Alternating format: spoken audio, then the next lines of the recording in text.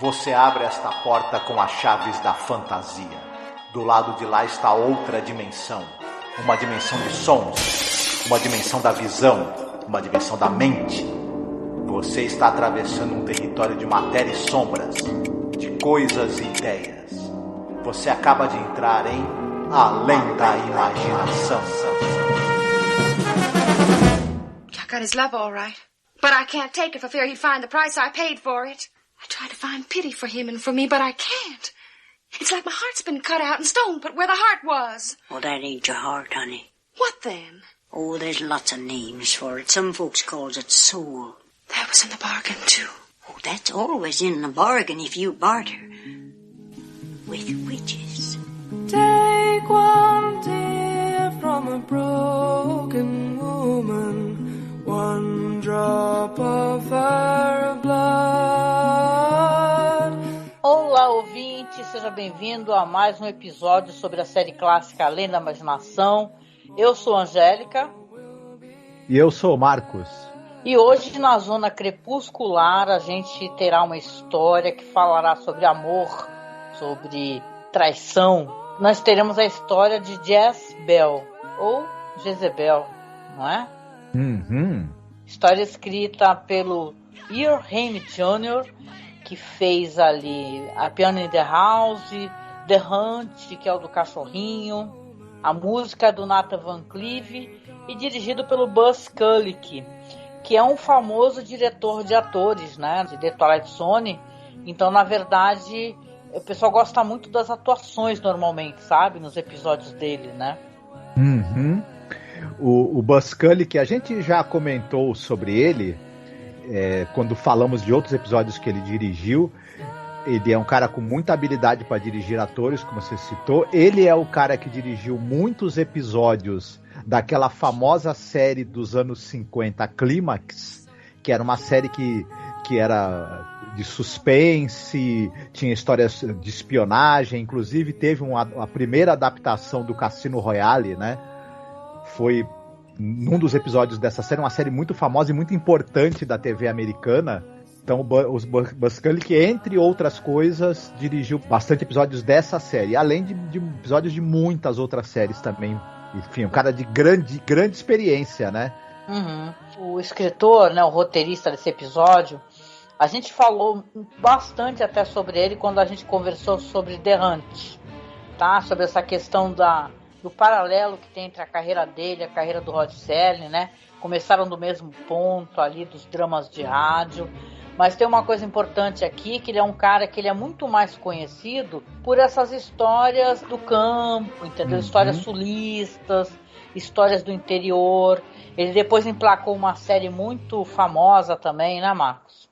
Os Waltons, aquela famosa série dos anos 70 e início dos anos 80, ele era o criador, showrunner, produtor, escritor e tudo dessa série, né?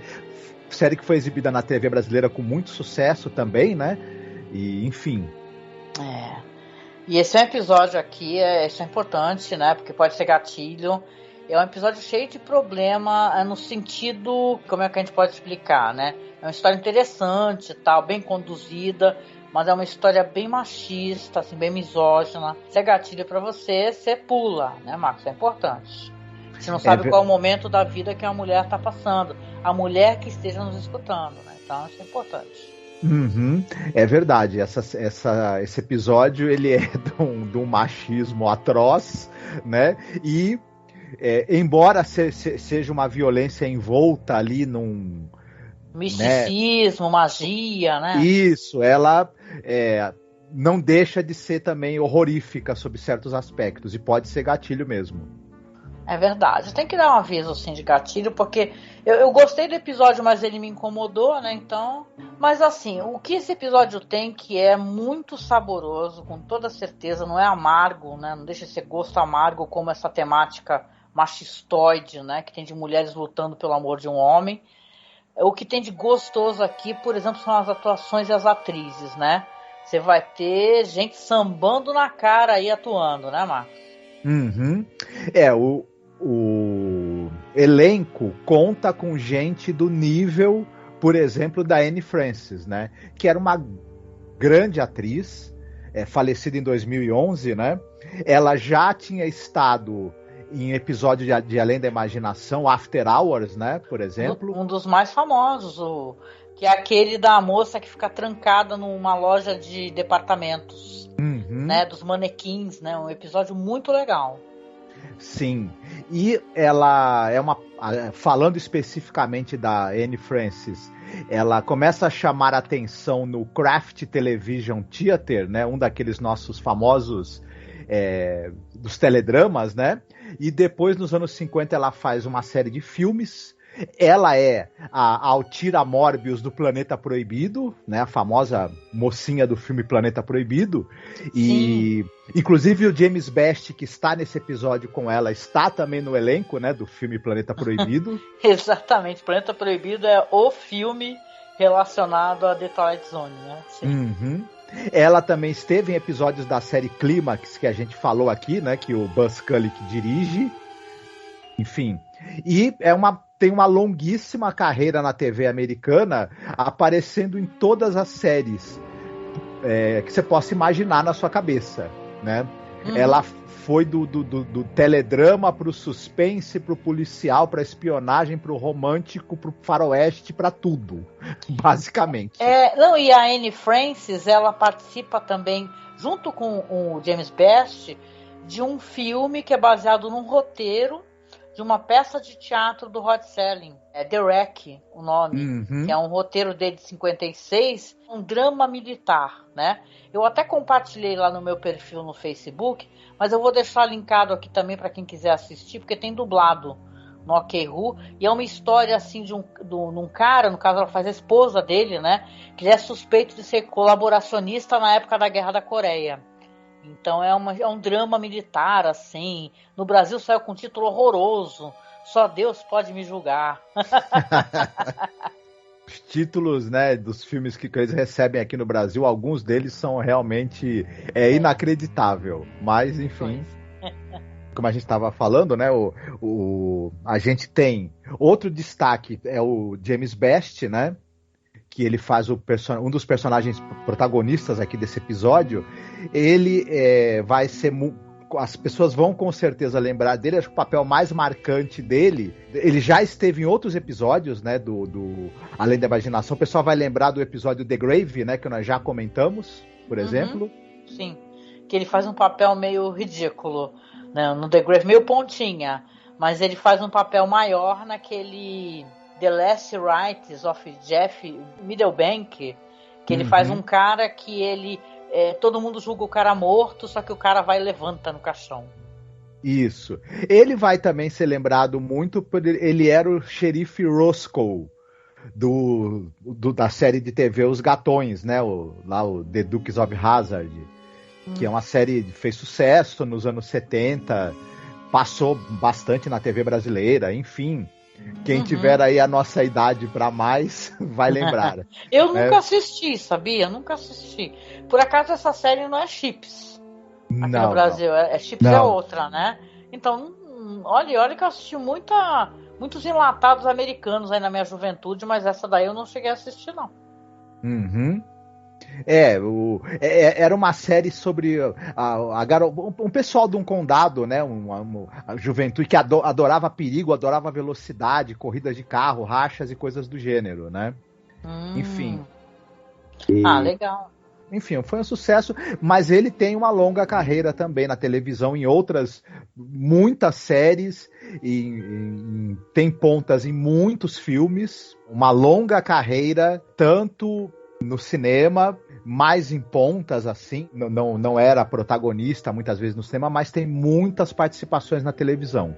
Né?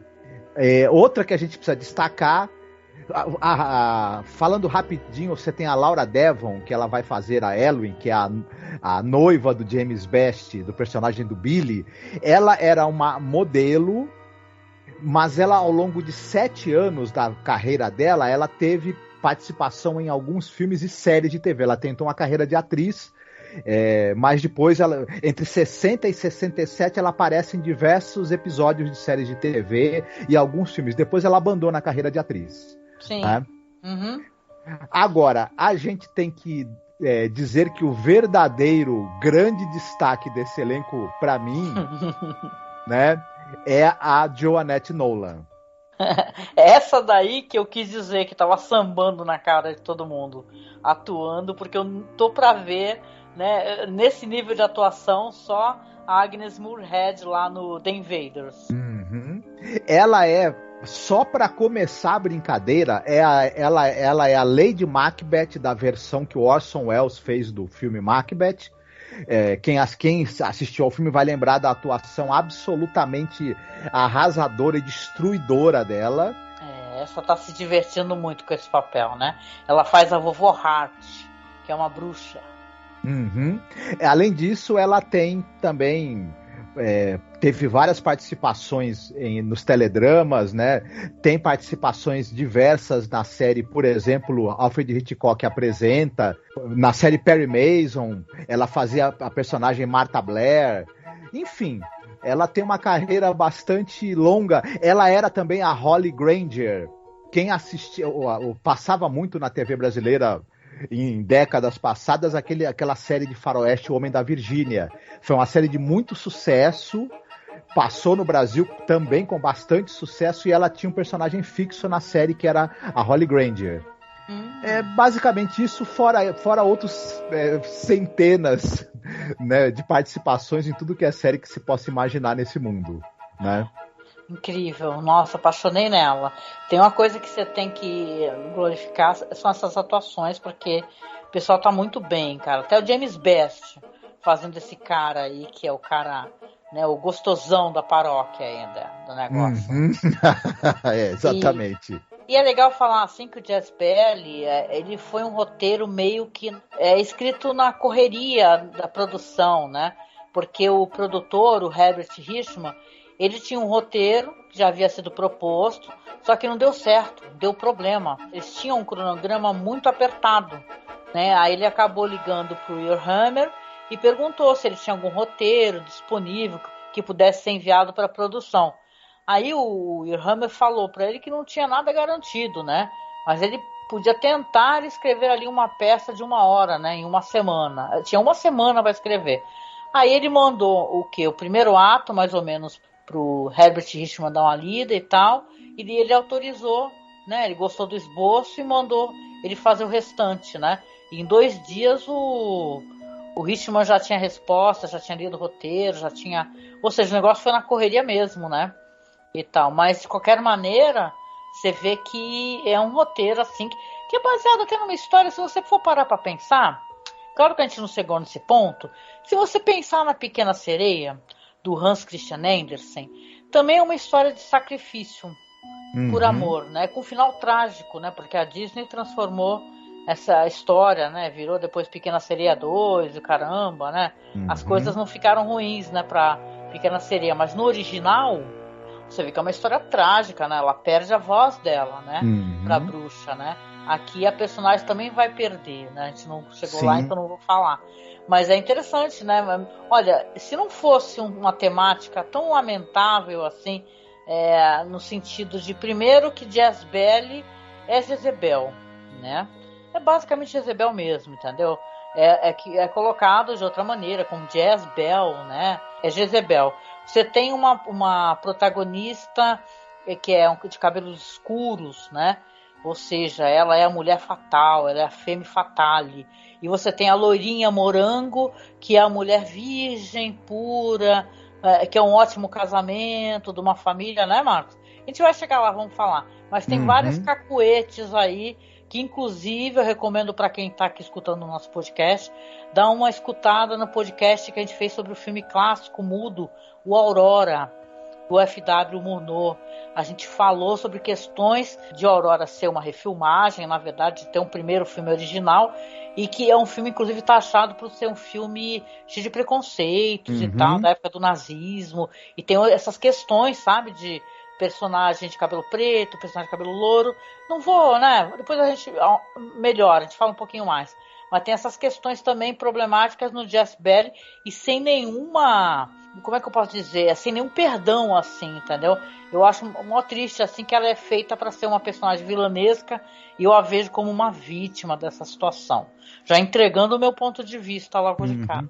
Eu concordo com o que você falou. Mais pra frente, quando a gente tiver entrado mesmo na história, eu tenho umas considerações também sobre as origens, talvez, desse tipo de conto que envolve esse elemento de transformação também, que a gente, né, vai citar. Sim, porque é um conto de transformação e de pessoas amaldiçoadas, né? É legal mencionar, olha, gente, eu não sou falante de inglês, tá? Meu inglês é péssimo, entendeu? Eu sou muito tati-bitati mesmo, péssima. Mas eu consegui arrumar conteúdo e depois tentei fazer tradução para poder fazer a leitura, que tem uma coletânea de contos chamada The Silver Bullet and Other American Witch Stories, né? Que é uma coletânea editada e conduzida ali pelo Herbert G. Davis, que é de 75, que tem uma história chamada Catwife, que é de uma mulher que ela se transforma em gata após anoitecer e tem uma maldição que recai sobre ela e sobre os filhos dela. Então eu estava dando uma olhada inclusive nesse conto, e essas histórias aí de maldições, de bruxaria, não é verdade? Que vai ter isso nesse episódio. Tem várias coletâneas interessantes. E se vocês quiserem, eu fiz o download do livro de contos e também vou deixar disponível dentro da publicação, tá? Lá no site. Acesse o site lá que vai estar o link lá para fazer download, se você é falante de inglês, porque não tem, né, Marcos, para variar, essa coletânea aqui no Brasil, né? Dá para você ter várias histórias, assim, de bruxaria, de maldições, assim, é mó legal. Eu adoro essas coletâneas de contos fantásticos. Pô, sim, eu também gosto bastante, eu acho sensacional também. Tem uma coisa também no episódio, o episódio é todo permeado por uma música que, gente, a tradução é lamentável, mas é uma música que fala assim, Ellie Glover e Jessie Belly, que era Dark, ambas amavam o mesmo homem, e as duas o amavam tanto, aí blá blá blá, de dia ela tinha forma de mulher, à noite ela estava sob feitiço de uma bruxa. There was Ellie Glover, dark was Jess Bell. Both they loved the same man, and both they loved him well. Saca? É tudo muito... Como é que eu posso explicar? É tudo muito assim, a temática, aquela temática rural, é bonito, a música é linda, mas é tudo muito horrorosamente misógino, assim, só pra constar. Mas é linda, a voz da pessoa é linda, eu vou pontuar o podcast com essa música. Sim, e o próprio Earl Hammer Jr. compôs a música, né? Cara, é a cara dele. Esse cara, quando eu critiquei, acho que eu critiquei a história dele do The Hunt, e eu acho que o pessoal não gostou muito, né? Porque se você tem alguma história que tem cachorrinho fofo, o pessoal fica bem puto, né, comigo. Mas assim, eu acho que esse cara, ele é meio paia, entendeu? E não é só ele, tem outros, gente. Tem história do Matheson, que aquele lá do cara que cria as mulheres e depois apaga as mulheres ao bel prazer, eu acho que é do Richard Matheson, não é? Que é o último episódio da primeira temporada. Porra, né? Não fode, né? Claro que não dá pra você cobrar de uns caras aí dos anos, sei lá, 20, 30, 40, 50. Os caras têm a menor noção do que eles estão fazendo, né? Apesar da luta da mulher, a luta feminista, é uma coisa que já existe há muitos anos. By day she knew a woman's form, by night a witch's spell. For love of Billy Turner, accursed was Jezebel. Tá, e aí, então, vamos lá pro episódio? Vamos. Hoje é a tua vez de fazer a sinopse. Sim. O episódio gira em torno do seguinte, nós temos um sujeito, o Billy Ben Turner. Ele está para casar-se com uma moça chamada Erin Glover.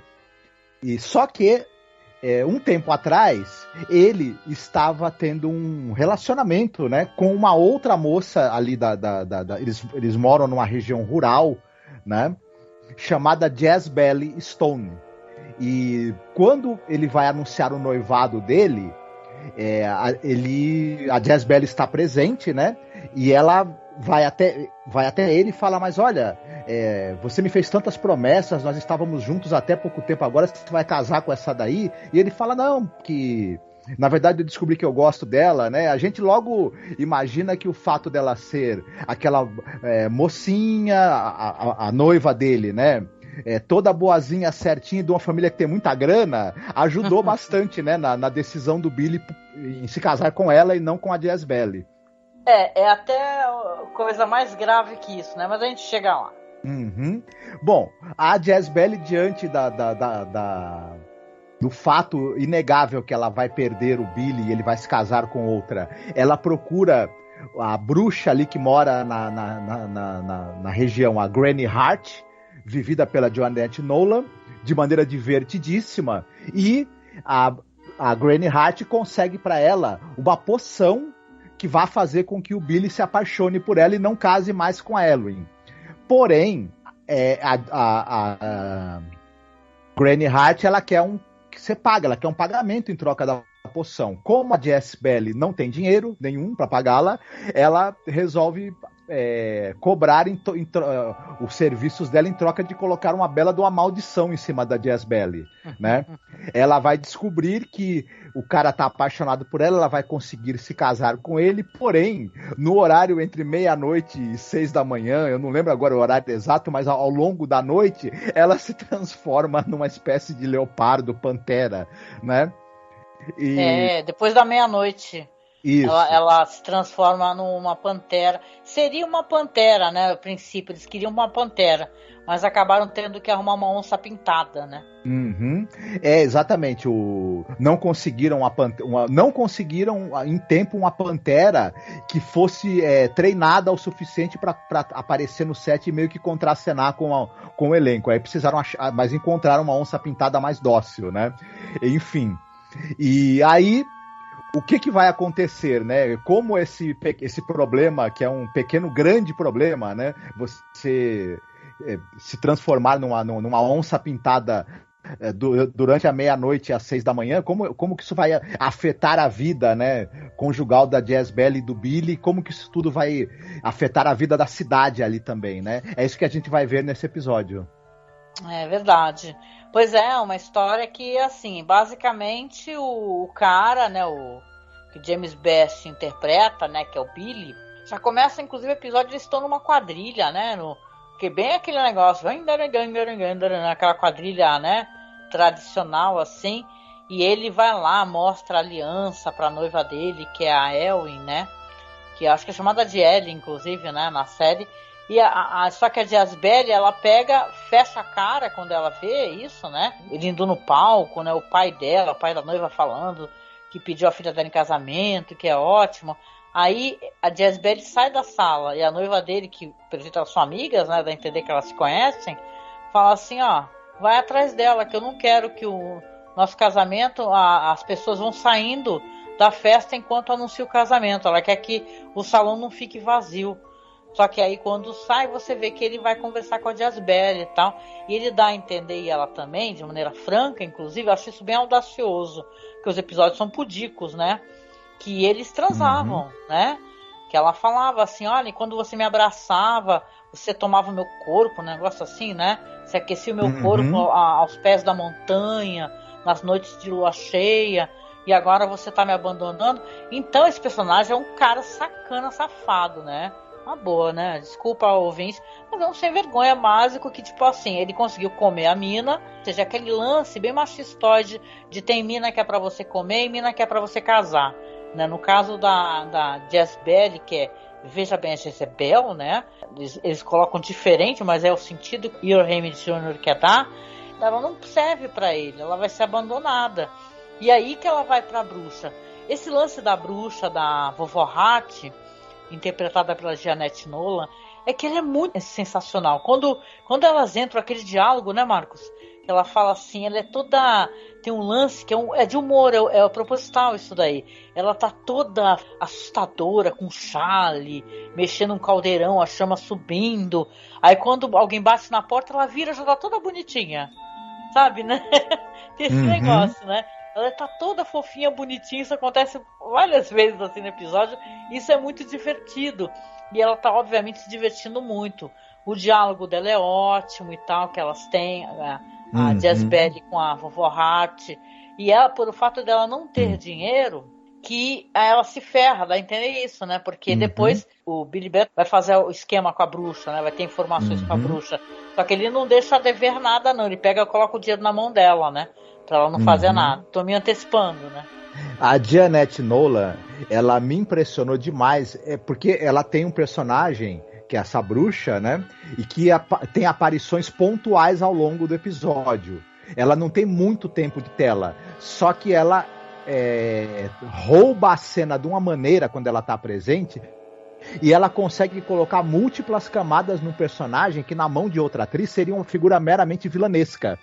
Ela consegue colocar humor, senso de humor colocado de uma maneira que não destoa, fica muito perfeitamente colocado ali e torna o personagem agradável, simpático. Ela tem esse lado maligno desse personagem, né? Ao mesmo tempo, tem momentos em que ela tem diálogos em que ela deixa claro que ela entende essa questão da relação dos homens e mulheres e de como os homens oprimem as mulheres na relação também, e no momento em que ela vai dizer essas falas, ela dá um peso e uma humanidade para elas. Então essas várias camadas que a gente vê ao mesmo tempo, quando ela vai falar sobre elementos sobrenaturais das características das bruxas, né? Ela também tem essa coisa mesmo de ser uma bruxa, uma coisa mais vilanesca, mais sobrenatural mesmo. Todos essas diferenças de tom ela coloca de maneira orgânica nesse personagem. É demais a atuação dela. Sim, sim. An awful night was spent by all, on Eagle Rock did dwell. Strange things were seen by moonlight's fall, but none saw Jezebel. E o episódio, ele é um episódio longo, né? Mas é que nem eu falei, eu acho que é um episódio que tem a metragem também legal para contar essa história, porque você vai ter toda essa construção, você vai ver que a Jezebel, ela é mostrada como uma mulher fatal, né? Uma destruidora de lares, de casamentos. Afinal, ela é uma mulher de cabelos escuros, né? Tem isso. Então você tem esse negócio de brunettes versus blondes, né? Por aí, né? Então, uma questão para mim, nessa história, já que não é colocada de maneira tem um olhar generoso sobre a Jezebel, é que na verdade ela é de uma família pobre, ou seja, para ele não tem interesse, é mostrada a mãe dela, né? Então o que acontece? O Billy, ele vai ficar totalmente encantado pela Jezebel, porque ela fez o negócio com a bruxa vai fazer, na verdade, que já que ela não tem como pagar, ela não fala claramente que vai cair uma maldição, né, sobre a Jezebel, sim, que ela vai falar que a partir da meia-noite ela tem que tomar cuidado, porque algo vai acontecer, né?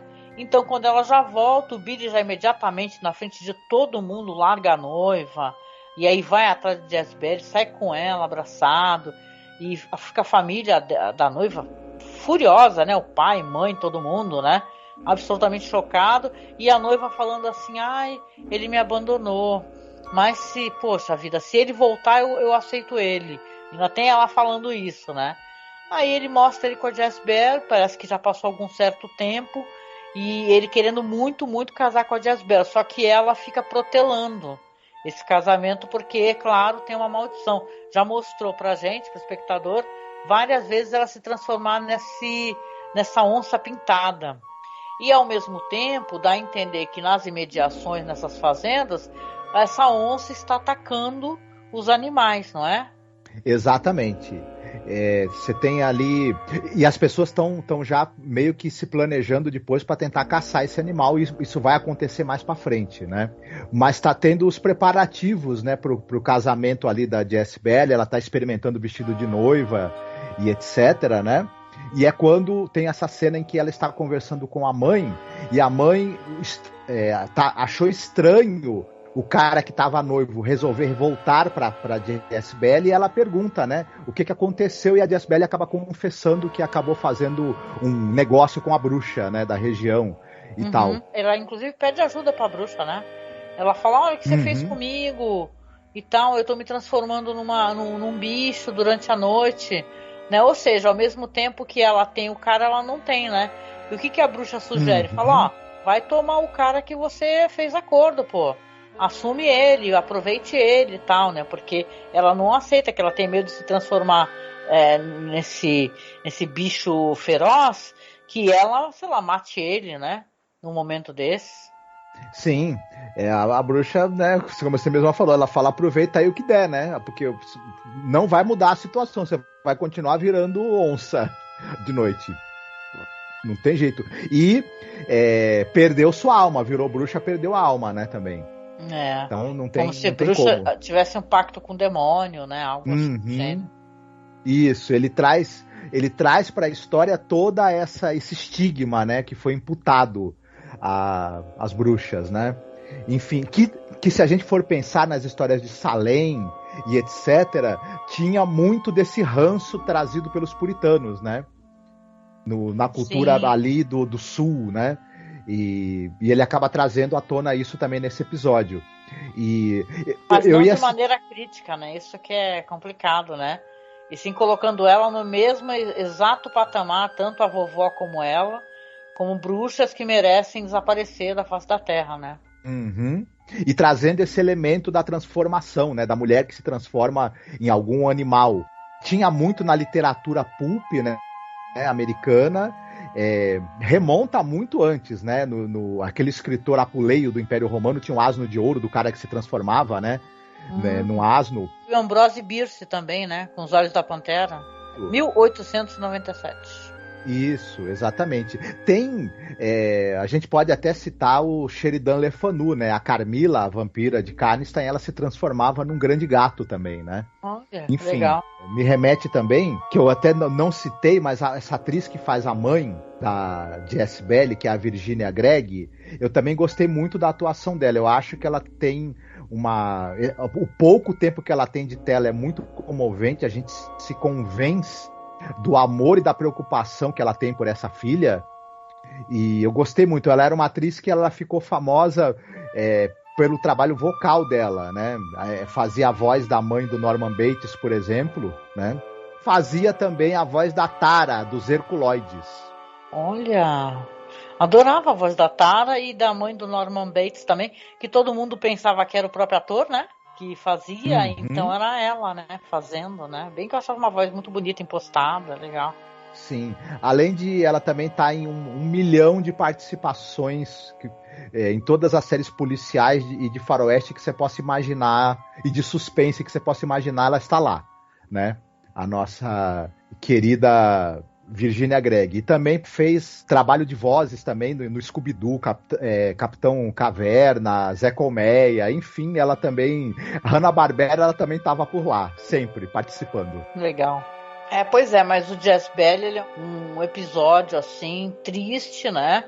Porque as coisas vão ficar bem ruins pra Jess, e ela vai resolver ficar com o Billy, né? Ele vai ficar todo feliz, né? Vai ficar com o Billy, vai falar assim, eu vou assumir você, vamos nos casar e tal. Só que ela volta pra casa, conversa com a mãe, e ela fala pra mãe, me deixa trancada no quarto, não abre a porta, não importa o barulho que você escute. E aí, depois da meia-noite, ela começa a fazer aqueles barulhos todos, né? Transformada naquela onça pintada, ela acaba fugindo pela janela. E vai parar justamente no celeiro onde essa ex-noiva aí do Billy, ela tá lá. Ela vê, se assusta, grita, né? E chegam uns homens armados e atiram.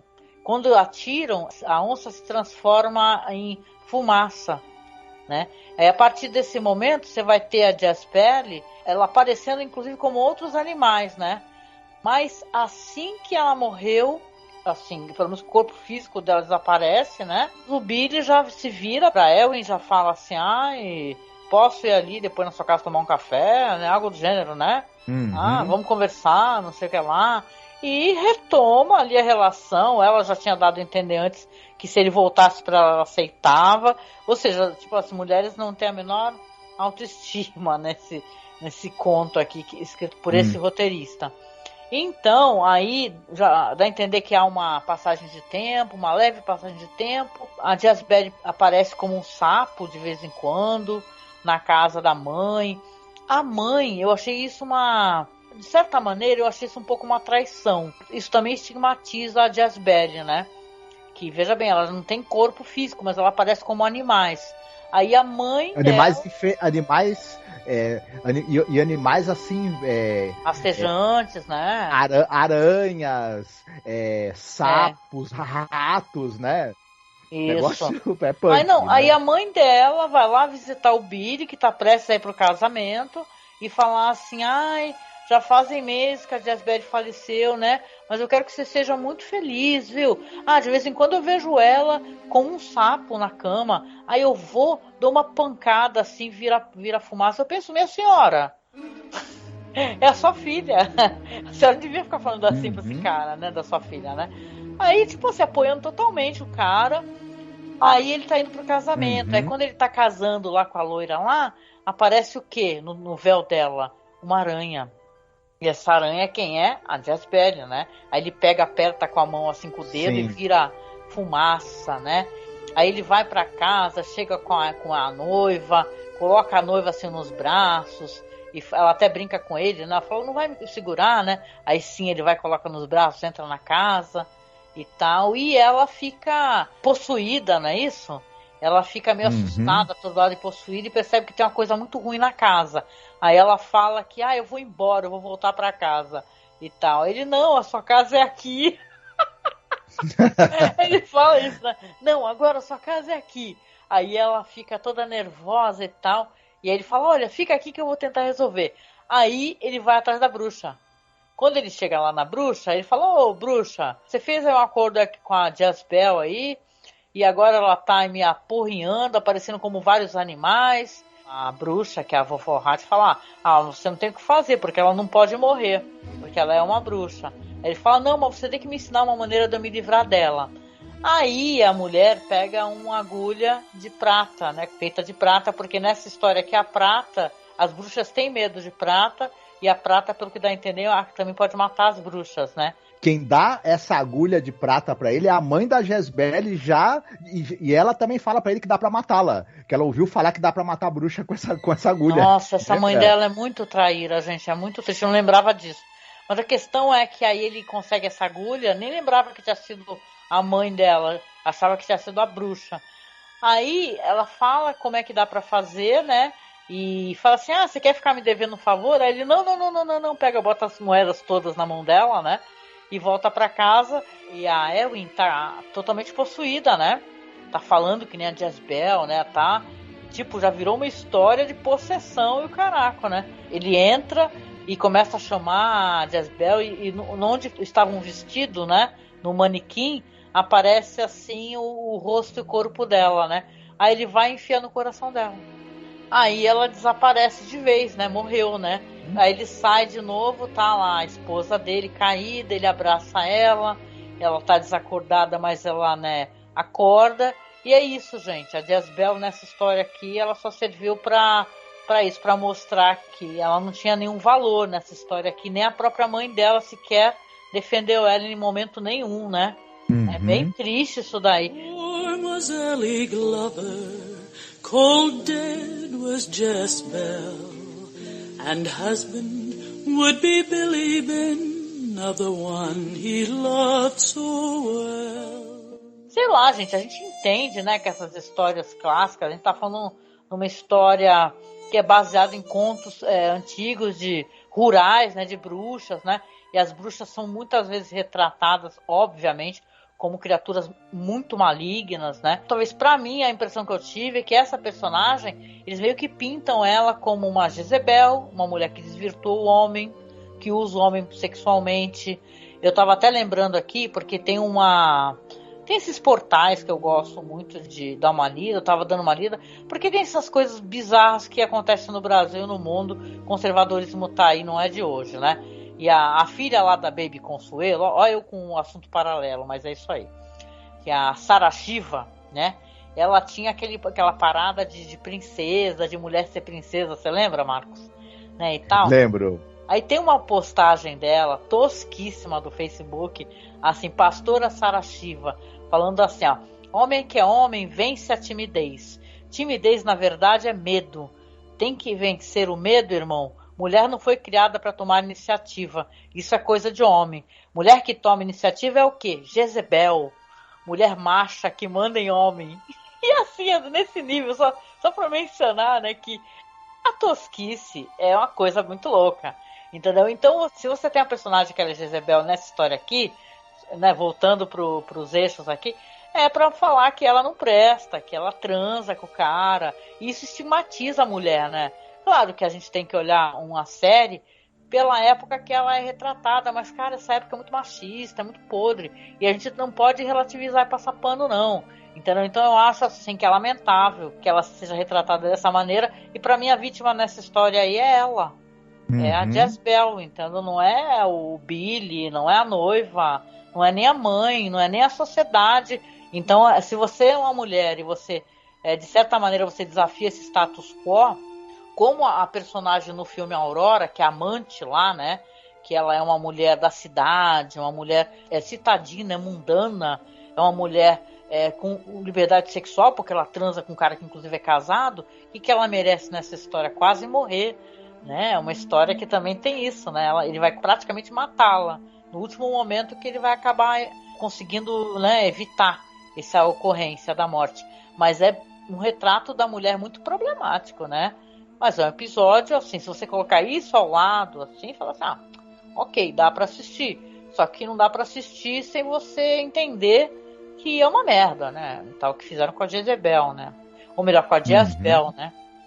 A gente tem que assistir com senso crítico e problematizar a maneira como ela é retratada, né? E como ela é vilanizada. A partir de características que ela tem, com as quais você ter vida sexual não tem nada de errado com isso, né? Você ser mais pobre do que a outra não há nada de errado com isso, né? Mas isso vai servindo para ela ser preterida, tanto pelo cara quanto socialmente, até o ponto de ser vista como alguém a ser eliminado, né? Sim, ela é um incômodo naquela sociedade, né? Que mulher é essa que tem uma transa com o cara e tal, né? Ela tá quebrando o correto que é pra fazer, né? Dentro disso daí, né? Eu tô aqui, né? Sim. Pensando como o pessoal pensava, né? E detalhe, é pura hipocrisia, né? Mas fazer o quê? Sim. Não, e você matá-la vai libertá-la, né? Da maldição e vai libertar a alma dela de alguma maneira, né? E tudo. E aí eu fico me lembrando dessa coisa que você queimava a bruxa pra salvar a alma dela do inferno, né? Nossa, essas coisas terríveis. Isso é um resquício disso, né? É podre, né? Eu lembro quando a gente assistia Penny Dreadful, que tem um episódio, né? Pra mim é uma das séries que eu mais gostei de assistir na vida também. E tem um episódio que a Vanessa, que é a protagonista, ela conhece uma bruxa, né? Que é uma bruxa, inclusive, aborteira, entendeu? Trata de doenças. E é uma personagem magnífica, interpretada por uma atriz excepcional, com uma dignidade, sabe? Diz que ela tem aquele triângulo lá, né? Ela tem todos os prêmios importantes. Ela tem o Tony, ela tem o Emmy, ela tem o Oscar, um negócio assim. E ela é queimada. E eu lembro quando eu assisti esse episódio, que queimam ela, né? A cidade se reúne e queima a bruxa, que é essa senhora. Nossa, eu chorei, eu tava no ônibus, assim, andando de ônibus, voltando do trabalho. Chorei assistindo, assim, de dar um desespero. Então é uma coisa muito cruel, sabe? É importante, na verdade, a gente problematizar algumas histórias, né? Sim, e é uma pena, porque estruturalmente falando, o episódio ele é muito bem conduzido, ele tem uma fluência narrativa muito boa, né? Ele consegue pegar os diversos tons, né? Ele tem um tom mais leve no começo, ele vai ficando uma coisa mais trágica, mas ao mesmo tempo há ali uns toques de humor para ir quebrando a tensão no meio. Ele é muito bem conduzido nesse sentido, mas ele é muito problemático. Eu destacaria também a atuação da Anne Francis, porque ela pega esse personagem que poderia ser um personagem até vilanesco, unidimensional, e ela dá camadas emocionais um pouco mais bem construídas para ela e ela dá o tom trágico também do personagem. Ela consegue, com a atuação dela, humanizar um personagem que foi escrito para ser mesmo alguém socialmente descartado, né? É verdade. E é bacana, assim, o fato dela conseguir dar humanidade e algumas camadas para esse personagem, né? E conseguir fazer com que ele tenha um acento trágico também, que é o que acaba fazendo a gente ter um outro olhar para ela, né? Para o personagem da Jazz Belly, né? Não é apenas uma vilã, é alguém que é uma vítima também de toda essa situação e de toda essa condição social, né? Na qual ela está inserida. É verdade, a sorte também é ter a Anne Francis realmente nesse episódio, porque ela dá uma camada a mais mesmo para esse personagem, mesmo sendo um personagem tão sofrido, né? Que é visto como inconveniente nessa sociedade, né? Ela é muito maravilhosa, ela é uma grande atriz, né? E ela é famosa, inclusive, por ser uma beldade, ela é de uma beleza ímpar mesmo, lindíssima. E ela tá com uma peruca que chega a ser meio engraçada até no episódio, né? Essa peruca preta, né? Olha, essa peruca que botaram na Anne Francis nesse episódio, eu não sei. Tá ali rivalizando com a peruca que colocaram no Ciaran Hinds em Game of Thrones. Tá ali, ó. A disputa eu adoro Ciaran Hinds. Eu também, mas eu vou te falar que quando ele aparecia em tela com aquela peruca ficava difícil, mas é que ele é um grande ator, né? Como a Anne Francis também é uma grande atriz, mas a gente bate o olho e fala, esse cabelo não é dela. Não é. Não é possível que seja, né? Mas, né, apesar da peruca não ajudar, ela tá excepcional nesse papel, né? Tá sim. E é isso, né? Vamos lá então para a parte de recomendações, que a gente até se estendeu um pouquinho, né? Mas vamos lá, vamos falar um pouquinho sobre recomendações. O que você recomenda hoje, Marcos? Olha, eu gosto demais de um filme que é o As Bruxas de Eastwick, que é um filme de 87, dirigido pelo George Miller, que é o famigerado diretor dos filmes do Mad Max, né? E é um filme que ele pega muito dessa coisa desse imaginário ali da manipulativo e sexual, né, das bruxas, só que ele vira de cabeça para baixo. E isso é muito bacana. Então, quem ficou com gosto amargo, né, por conta da misoginia desse que está contida nesse episódio, apesar de ser um episódio bem feito sobre outros aspectos, talvez seja uma boa pedida assistir o filme As Bruxas de Eastwick, que dá uma outra leitura para esse tipo de história, né? E é muito, além de ser um filme muito divertido também, né? E aqui as bruxas, elas não são as vilãs, muito pelo contrário, né? O vilão dessa história das Bruxas de Eastwick é a hipocrisia, né? Não, e é legal que você ter recomendado esse filme, porque tem uma personagem, né, que a gente já mencionou quando a gente foi falar sobre o episódio número 100, que é do Bradbury, né? Nesse filme, inclusive, tem a participação da Veronica Cartwright, que está em um episódio de Além da Imaginação, que é o I Sing the Body Electric, que nós comentamos. Exatamente, que é um episódio até meio fraquinho, né? Mas ela é uma grande atriz e ela tá arrebentando nesse filme. E tem a Cher, né? Tem aquele elenco, é um filme delicioso. Gosto bastante. Tem aquele negócio das mulheres que o demônio vai conseguir fazer elas se sentirem bem consigo mesmas, né? Mais livres, ter uma vida sexual, claro que com ele, né? Então, mas elas vão ter assim, a liberdade sexual que elas não tinham, né? Seja pelo excesso de trabalho. Eu adoro, é um grande filme, As Bruxas de Eastwick. Teria o DVD, com certeza. E você, que filme ou outra coisa você recomendaria? Olha, eu vou pegar um filme muito legal de assistir. Volta e meia passa aí na TNT. Com certeza a audiência aqui já deve ter assistido, que é Da Magia à Sedução.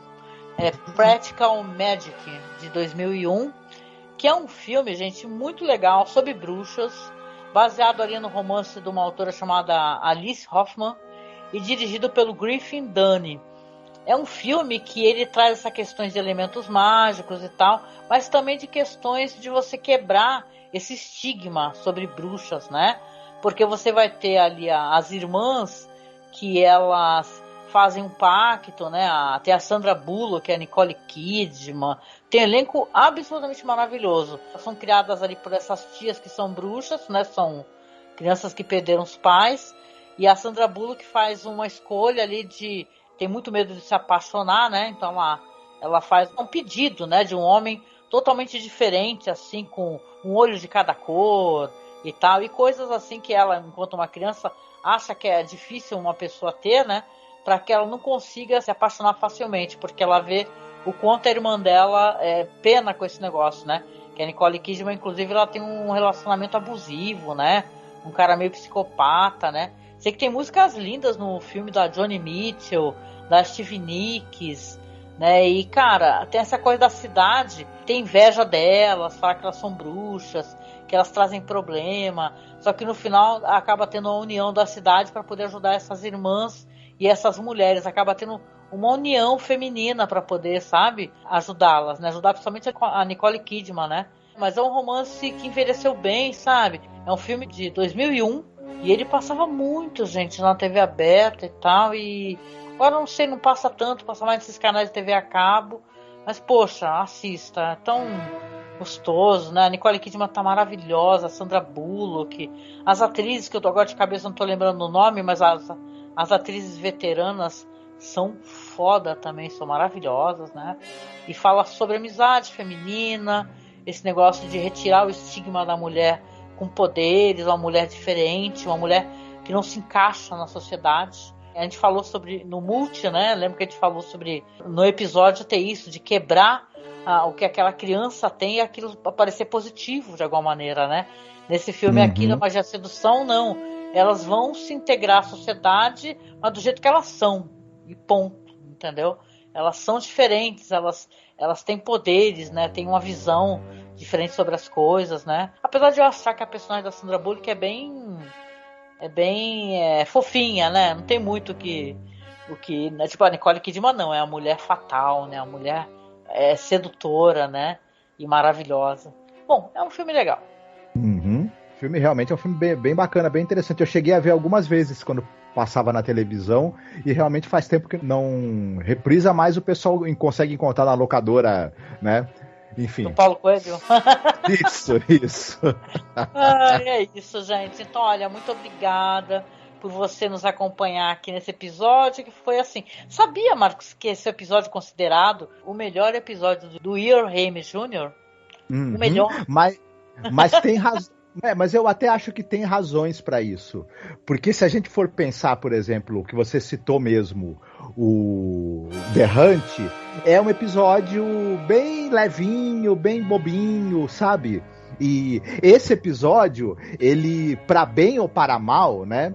Às vezes muito mais para mal, ele tem muito mais peso dramático, muito mais elementos sobrenaturais misturados com vingança, com tragédia, enfim, ele, digamos assim, dramaticamente ele é muito mais interessante do que os outros aí que ele... eu gosto daquele A Piano in the House dele, que é um episódio que passa na cidade. Eu fiz uma interpretação, eu lembro que eu até achei muito emocionante uma personagem lá, que as pessoas acabam, dependendo da música que se toca no piano, a pessoa abre o coração e mostra quem é de verdade. Então eu gosto mais, assim. Esse aqui ele me desagradou, assim, nesse sentido de, sabe, de ter uma Jezebel, né, e os caras depois eliminam a Jezebel, né, e fica por isso mesmo. Mas eu entendo, estruturalmente ele é interessante, né, mas o jeito como é tratado o tema, não consigo passar por cima disso. A misoginia que está encruada, né, nessa história ao longo dela toda atrapalha mesmo, né? Faz com que a gente tenha um olhar hoje de muito mais crítico em relação a ele, né? As pessoas, né, gostam pelas qualidades que ele tem dramáticas, de direção e de atuação, mas os problemas estão aí gritando, né? Não, e esse episódio não tem narração de encerramento do Rod Serling, né? Bizarro isso, né? Talvez eles não tenham conseguido... Como foi um episódio que precisou ser refeito, né? Ele foi feito às pressas, porque o primeiro roteiro que eles iam adaptar acabou não dando certo, foi rejeitado, o tempo diminuiu, aí acabaram não conseguindo fazer, acho que a narração do final, né? Talvez. É verdade, né? Porque Rod Serling estava nessa ponte aérea, né? Correndo para dar aula. E, tipo, tanto que você vê que a gente sempre brincava, inclusive, que o Rod Serling aparecia nos locais de gravação. Ele saía de trás de um arbusto, de dentro, sei lá, de um guarda-roupa, não. Mas assim, mas ele saía de elementos, né, do local de gravação. Aqui não, ele só tá assim na frente de uma parede e tal, gravando. E dessa vez não tem isso, pelo menos no final, né? Sim. Nem a voz dele. Exatamente. Você sabia que esse episódio ele foi ao ar originalmente no Valentine's Day, no Dia dos Namorados? Se eu não me engano. Nossa! É, bizarro, né? É que nem aquele filme lá, porque tu vê como o pessoal às vezes tem um timing ruim, né? Não tem aquele filme Blue Valentine? Você lembra? Que é um filme de final de relacionamento. Filme barra pesada, assim, tristíssimo. O pessoal fala que é um filme romântico. Sendo que o filme é de final de relação, sabe? Sim, eles tentando retomar a relação e não conseguindo. Algum canal de TV ainda vai passar no Dia dos Namorados o Broken Circle Breakdown, por exemplo. Nossa, pelo amor de Deus. Ou aquele The Notebook também, de repente, qualquer hora vão passar esse filme no Dia dos Namorados. Nossa, esse daí é... Ai, gente, é muito triste. Mas não, e no Brasil, só explicando, saiu como Namorados para Sempre. Esse Blue Valentine. Meu, Namorados para Sempre como, cara? Pois Entendeu? Qual é a droga que deram pra essa galera distribuidora de filme pra escolher nome horrível, né? Que antigamente o pessoal gostava de botar culpa nas velhinhas, né? Ela vai nas 3 velhinhas que botava nome ridículo. Mas agora não é velhinho, é gente jovem. Selecionando nome e selecionando mal, né? Tipo assim, parece que a pessoa não assistiu nada, não entendeu nada do que assistiu. Mas é isso, gente. Então a gente chega no final aqui do podcast, pedindo pra vocês, por favor, sigam a gente nas redes sociais. Nós temos a página no Facebook, @masmorracine. Temos a página de fotos, documentários sobre a série clássica Além da Imaginação, que é The Twilight Zone Behind Scenes. Temos o nosso grupo, que é o Fãs de Além da Imaginação. Estamos lá no Instagram como @masmorracine, no Twitter como @masmorra_cast e também como Zona Crepuscular, que é um Twitter novo, tá? Segue a gente lá. Tá, dá moral pra gente. Se você puder, seja nosso padrinho, seja nossa madrinha, que assim você ajuda que o nosso trabalho continue nessa rede, né? Falando sobre a série Além da Imaginação, possivelmente falando de Night Gallery, né, Marcos? Estamos pensando nessa possibilidade, vai dar um trabalho, mas quem sabe quando terminarmos aqui, né? Então seja o nosso padrinho, seja a nossa madrinha, ajude a gente, ou no Padrim, ou no Colabore Aí. Lembrando que os links de apoio estão todos aqui dentro da publicação no YouTube ou no site. É só você clicar e fazer um apoio recorrente pra gente no valor que você puder, tá bom? E a gente não pode esquecer que tem sempre uma música que a gente escolhe, né? No finalzinho, dessa vez é a minha vez de escolher a música, não é? Olha a responsa, vamos lá. Vou escolher pra vocês uma música que tem várias versões legais. Mas pela Lana Del Rey, eu acho bonita essa música, que é Season of the Witch, né? Que ela tem um clima legal, assim, com a bela voz da Lana Del Rey. Então é isso, curtam esse som, então, no finalzinho do podcast.